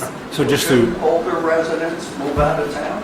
Yes. You gotta move somewhere. so, Can I just make one more comment, which is, I think it would be very interesting for our finance committee to understand the sensitivity or the relationship between, as we go into our planning for budgets, between the percent of salary increase and what that costs us long-term in terms of the allocation or the appropriation, right? Assessment. You mean the impact of granting raises? That's right. Right, whether it's a Yeah. 1% or 2% What's or whatever 1%, it is. what's 2%, what's So 3%? the assumption in the valuation? You don't have to answer that right now because we're running out of time, but I think Yeah. if you could work with them on that, that would be interesting. It sounds like you've been using a higher assumption maybe than we've been applying, but that still would be, I agree with Mark, it'd be good information. I think for it's people to have. probably a little bit higher than you have, but we'll see this year whether we have a salary gain or loss. Because what you think of, you always think of your the inflation increases that you grant, and you still, in addition, have people who get promoted, will step raises early on in their career and then get promotions, and when you factor that in, your pay increases are higher than that inflation component. So I think, I mean, what I hear is the takeaway from here, in addition to the suggestion Mark just made, is we've got a 6.5% increase we've got to account for every year, and we should plan on that for at least the indefinite future. And then these guys all have questions about your assumptions, but they can work those out with you. But They'll email them. thank you so much for coming in. Can I Yeah. just say Sure. about the Have the last word. 6.5%? I didn't mean it that way. No, please. That's how we've managed the systems costs. Each unit has their own experience, so some units will have more than 6.5, you know, if the systems cost is a 6.5% increase, some units will have more than 6.5, some units will have others. So we probably want less. to know more about that then, too. David, I don't know if you remember what your experience has been. relative to, I mean, we can look it up for you, I just don't have that. Yeah, no, that's all good information. Thank you so much for coming in, this And was David, great. if you need more information from us, you know how to get a hold of us. Yes, always great to get. Greg, you should give them your cell phone number and, no, nobody? Thanks, everybody, thanks for all the good questions and for extracting lots of good piece of information, much appreciated. You're welcome. All right, we've got a tax hearing now on that happy subject. We've got our Board of Assessors, and we've got Wendy Lassie, our Director of Assessing. And Wendy, who's going to present? Are you going to present? I am. Okay, great, thank you. I just want to point out that this is the tax classification hearing, 7:45 PM. It comes out. 7:45 PM, yeah. The selectmen have this hearing every year. Do you have the public notice that I can read?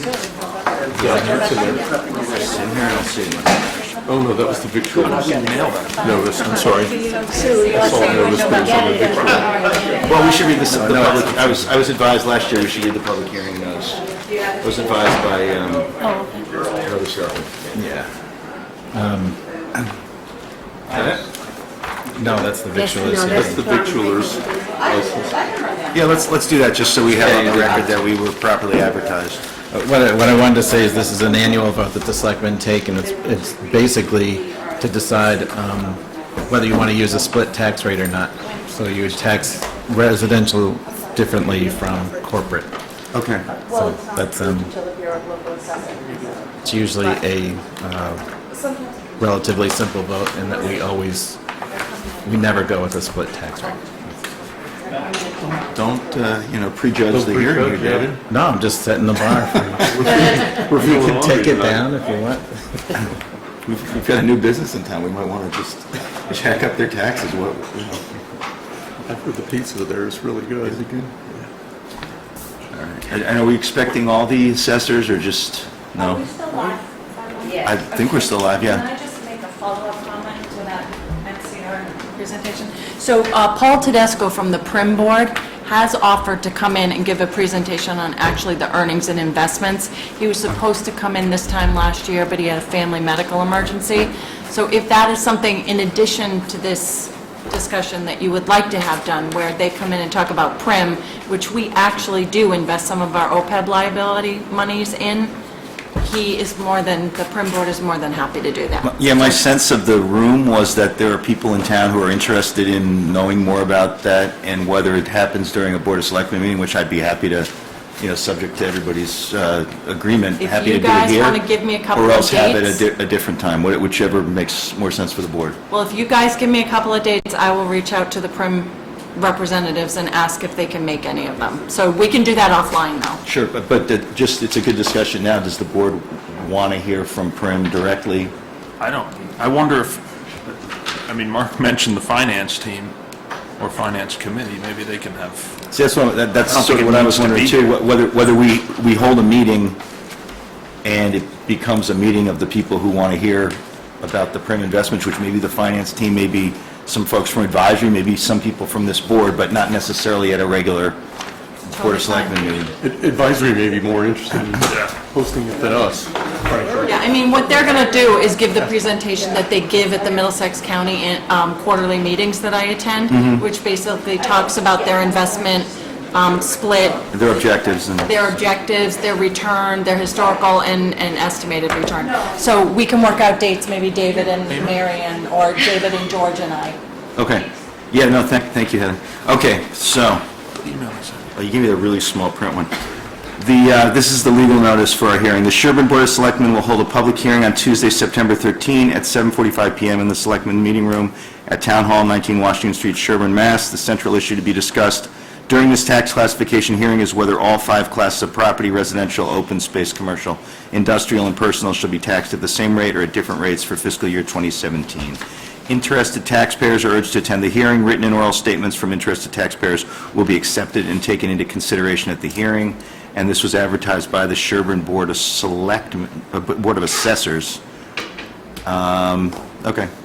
Legal notice, and it's about our hearing, so this is fine. And does anybody have any written comments? No? Okay. Great.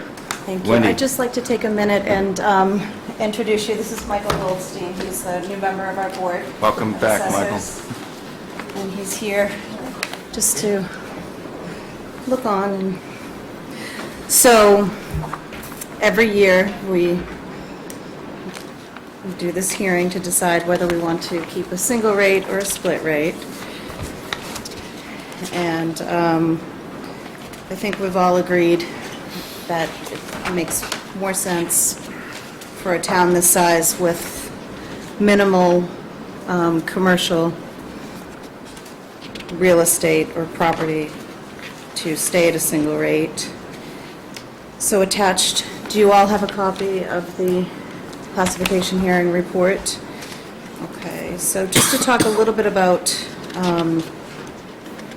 the increase in value, the single-family values increased by 2.6% this year. Overall, condominiums overall value increased by 8.6%,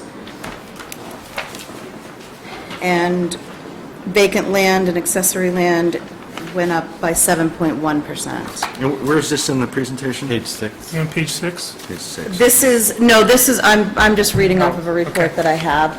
I'm just filling you in a little bit on the market and... I'm sorry, since we were all looking for it, could you repeat those numbers? I'm sorry. No, that's fine.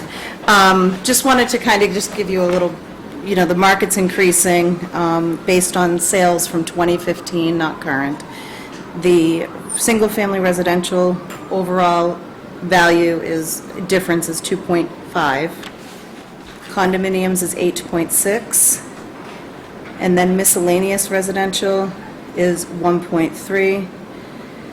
Vacant land is 7.1. And personal property, the total increase for personal property with each different class within personal property went up 8.5%. And what about commercial? And commercial And went industrial? down 2.3%.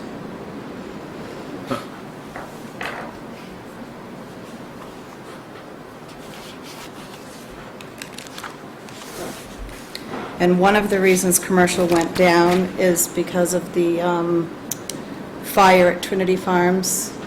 I removed the building from the value, and so that's one of the reasons that it was considered commercial property, and so that's what caused the commercial value to go down a little So you're bit. talking, when you say went up, you're not talking about the valuations, you're talking about just the I'm talking about the overall overall assessed value.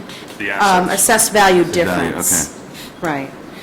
The average, So that one barn pulled the well, whole I mean, asset down there's to- a lot of, well, you have to consider, too, that I think that was maybe $300,000 or $400,000, and we're looking at 17 million.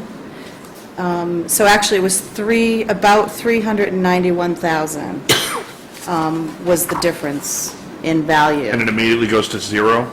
Yep. Yeah, because it was a total loss. And so it went down 2.3%. Okay. Right now, I thought it was interesting, and it's not in the report. Last year, at this time, we had 33 arm's length sales. Right now, we have 60 that have sold in an 8-month, same amount, so almost doubled. And there's actually 51 homes for sale in Sherborn right now. So it's booming right now. So we'll see what happens with, and there's a lot of development, so. So this year we did interim adjustments. We're not in a revaluation year. The Department of Revenue, they just signed a bill that we're going to be doing our revaluation year every 5 years instead of every 3. So there will be 4 interim years where we just make adjustments. However, the way that they monitor us will be adjusted as well. So they may be asking us for more than what they ask us for every year. And then every 5 years, they'll do a revaluation. And we'll know more about that. They just passed the bill. So I'll get more information on that. And here's the new growth for this year. Was lower than usual because a lot of, on January 1st or December 31st, there was a lot of homes that were demolished but hadn't started being built yet.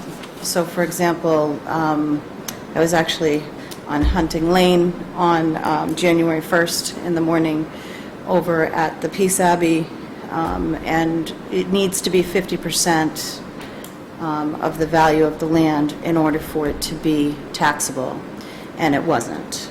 So we had a lot of vacant properties. So the growth was lower. It happened in 13. It was lower. Next year, I predict our growth is going to be much, much higher with everything coming in. So, and as you can see, the overall residential under total taxable value has gone up, and the total increase for just single family is $24,481,000. If you go to page 5, and we have the levy limit here, we actually have excess levy capacity of $248,000. It's about, I believe, $100,000 more than we had last year. Say that again? No, I'm sorry, hold on one second. The unused levy, the excess levy capacity, Looks like it's less than last year. on the, I believe there was some accounting issues at some point that caused it to be different than what it is, but it was, I apologize for that, it was changed, and I believe it was about $150,000 in excess levy capacity last year. But I'll have to find the adjusted number, because the Bureau of Local Assessment came in and sat with Suzanne. So wait, this chart on the bottom of page 5 isn't right? Is that what you're saying? Well, it's, I believe, and I have to talk to, I'll talk to Suzanne about it, the excess levy capacity, just 16 may have changed, and I can ask her about that.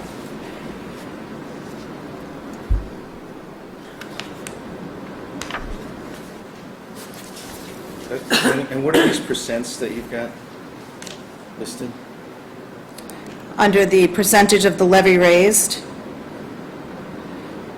So it's what we need to raise and appropriate, obviously, for each year. And that's the percent, the additional monies. So it's a change from, It's the unused levy yeah, it's the- as a percentage of the actual levy levy. raised. Right. Thank you. I'm kind of baffled by the percents. That's what I'm trying to understand. We're at 0.010% this year with a $248,000 number. Mm-hmm. And then in 2010, we had a $217,000 number. That was 1.1%. So you take the 248,654 and divide it into, I don't have my calculator with me, into the 23,885,681. Okay. All right, so I see that, but isn't that true for all the other columns? None of these percents look particularly accurate to me. Especially the .04 for the 9,000, Or the .21. if the .01 is correct. .21 is 20 times as high as this year for a number that's 1/5 this big. I don't understand what's going on.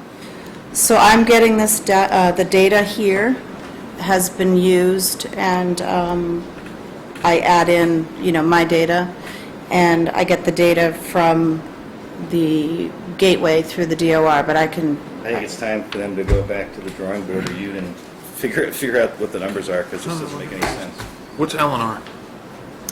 So, Yeah, there's some decimal points, I think, for the issue here.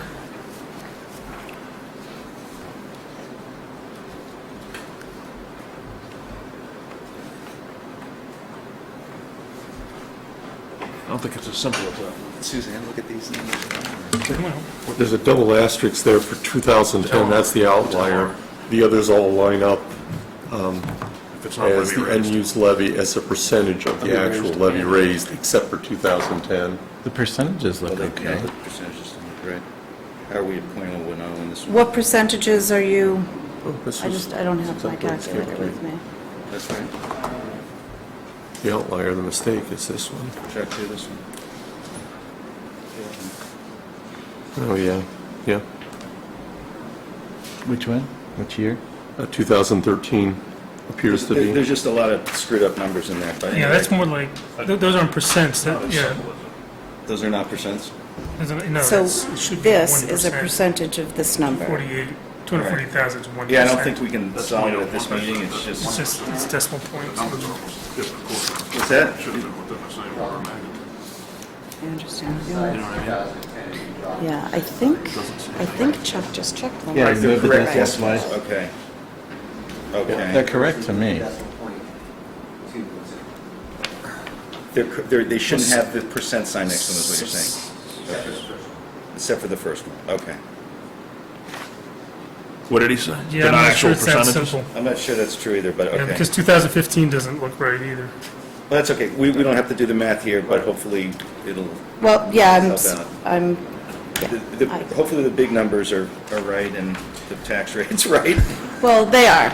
Okay. Yeah, they've already been pre-approved by the Bureau of Local Assessment.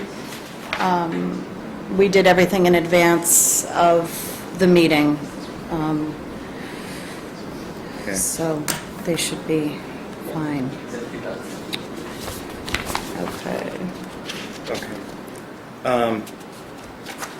So you're asking us, I guess you're going to tell us what the tax rate is for this year, right? Or what it could be. So the tax rate for this year was calculated out to $20.46.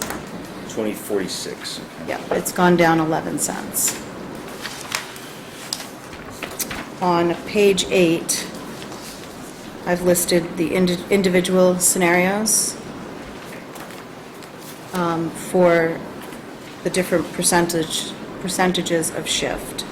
So a 10% shift would decrease the tax rate by 10 cents and lower the single or residential properties by $75 a year and increase commercial by $1,534 a year if we did that 10% shift. If we go to 25% shift, it would lower the residential homes down to 100, it would lower the bill $179, and it would increase the average commercial property owner by $3,800 a year. 50% shift would save $359, and it would actually increase the commercial taxpayer to pay $7,500 a year. Okay. I don't think Sherborn's ever had a split rate, from what I understand.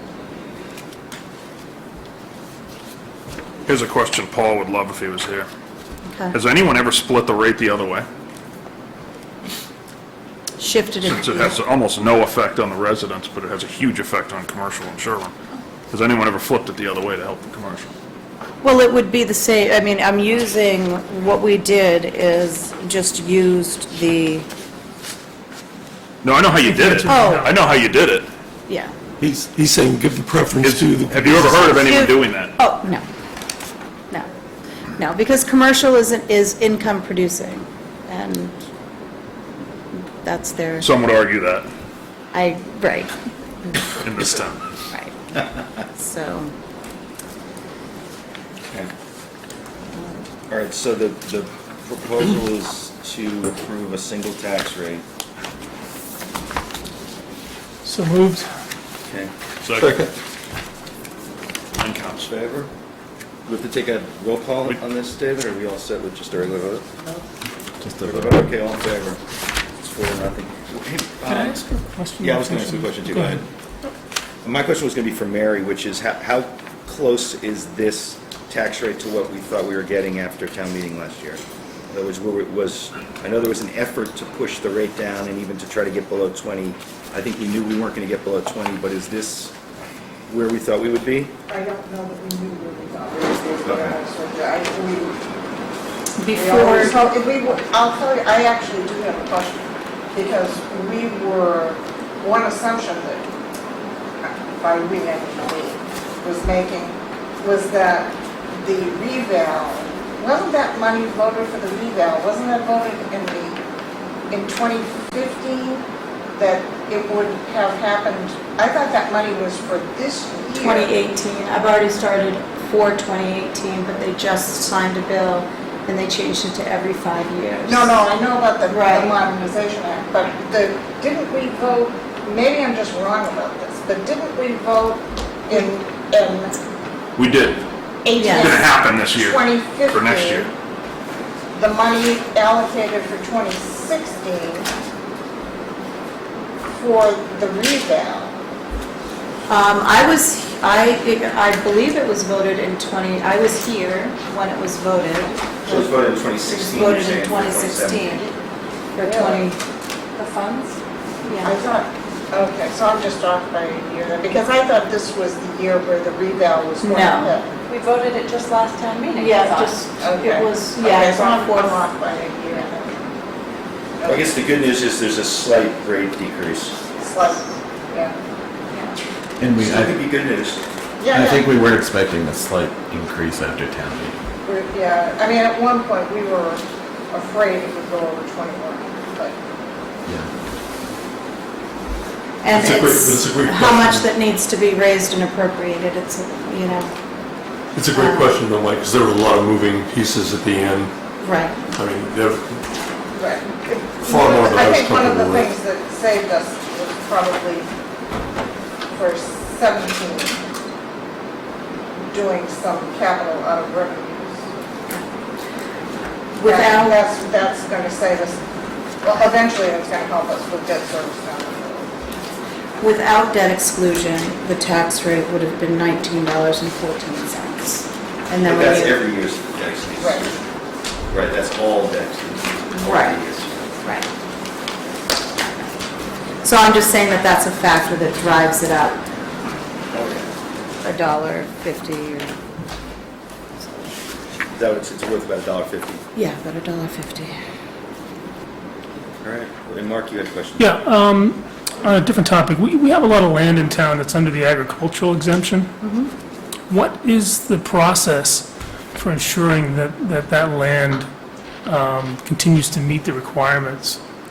So every year, we send out applications in the summer, and they're due at the end of September. So it's an annual, So it's an annual process.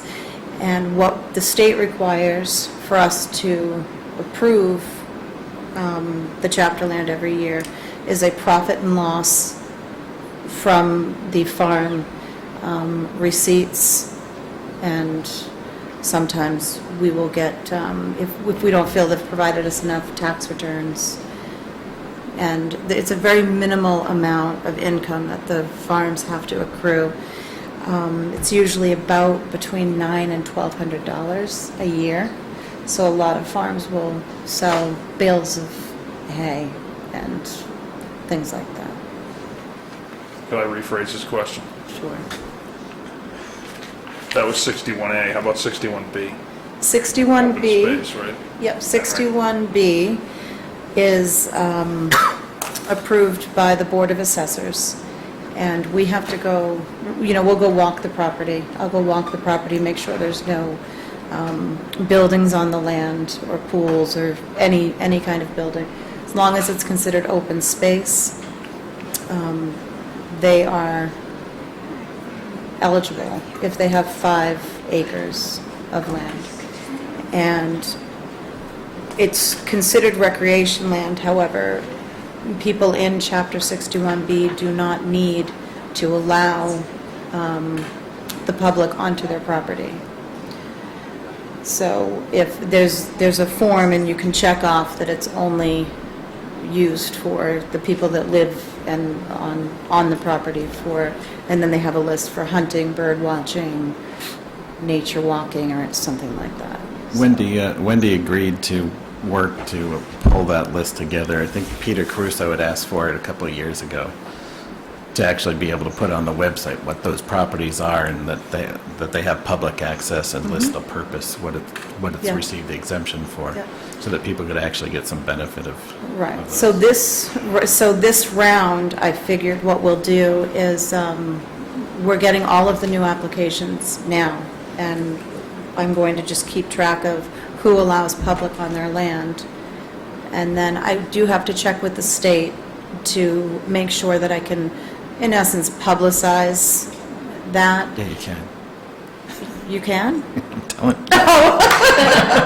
See, I believe whatever he says. I'm like, okay, I'm going to check. You know, so just to make sure that the residents' rights are protected if, you know, if that's a problem. And forestry, which is Chapter 61, that is the state. A forester goes out, they determine if it's actual forestry land, and they write up a report. Bless you. And that's good for 10 years. And we have no jurisdiction over that. Thank you. Okay, thank you. I have the LA 5 for you guys to sign, so I can give that to the Bureau of Local Assessment tomorrow. You want to pass it down? I already has my board signatures, and then Carol will sign off on it tomorrow saying that we have. They don't actually have, because it's, a lot of people do it electronically, so, yes. I have a question about new growth. So when, we're about to start the FY18 budget season, Anywhere.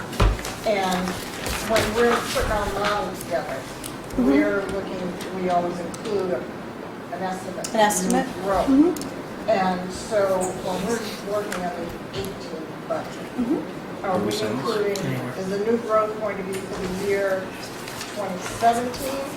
Or are we No, going to we're- make another This is the estimate assessors, right now? for This is- 2018? Oh, down here. That's what No, I'm sorry. trying to figure out. You'll need I an think that's what estimate for you can put 2018. together. You'll need an estimate for 2018. Yeah. So, I'd like to say it will go back up to about 175. okay, That's what I'm comfortable kind of, you know, giving you that ballpark. okay. But it may be more, and as the year goes on, and I can probably give you a better Thank you. idea. By like June. As, well, it's the way, but, No, by next June. right, but the budget gets passed in April. I'm sorry? The budget gets passed in April, though. Oh, okay, well then. Yeah. I mean, I can give you, it won't be as accurate.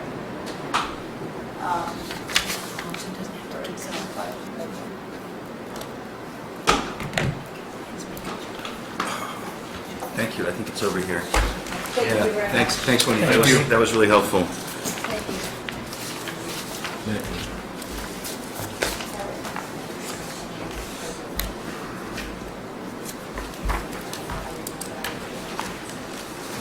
What's next? You're right on The schedule. victular licenses. Hearing. There's a hearing on a new common victualer's license for Simji's Rustic Pizza. Okay. We have that notice? Yeah, it's right here. Sherborn Board of Selectmen will hold a public hearing on Tuesday, September 13, 2016, at 8:15 PM in the Town Hall with regards to a common victualer's license application for Simji's Rustic Pizza, 21 South Main Street. Oral and written comments are invited. Hello. There were no comments received. No comments received here either. And this is the owner. That's great, come on up. Come on up.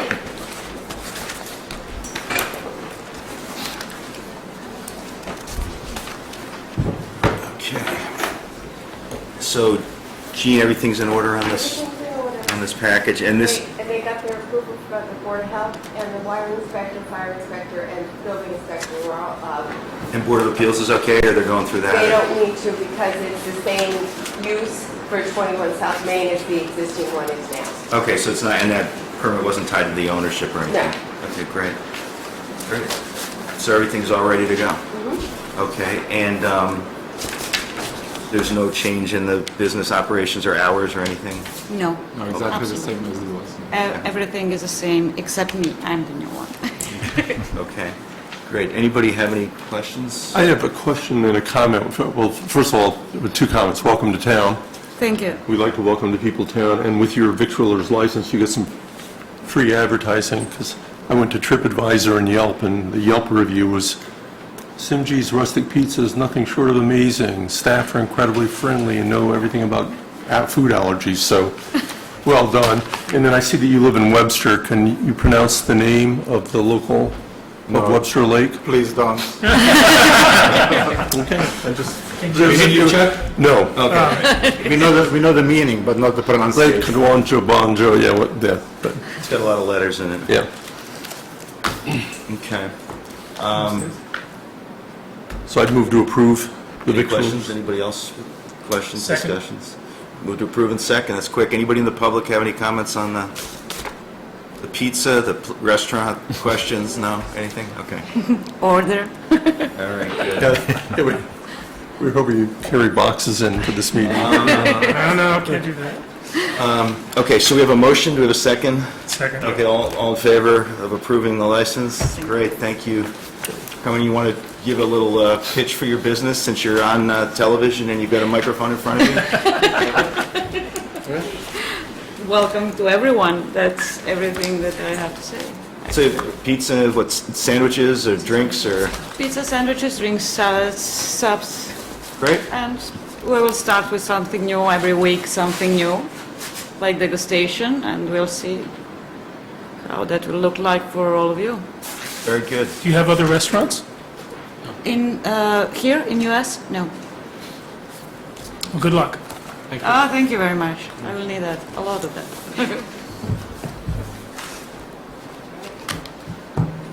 Okay, great, and welcome, and thanks. Thank you.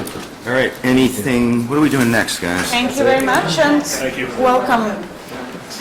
All right, do we have any further? No? We have a motion to adjourn? Do we need to set any dates, or? I don't think so. We're going to be back here in 2 days. Yeah, Great. Move to I should adjourn. put a sleeping bag and just stay here. We have a motion to adjourn, do we have a second? Second. Okay, all in favor? Adjourn, thanks, Jeannie.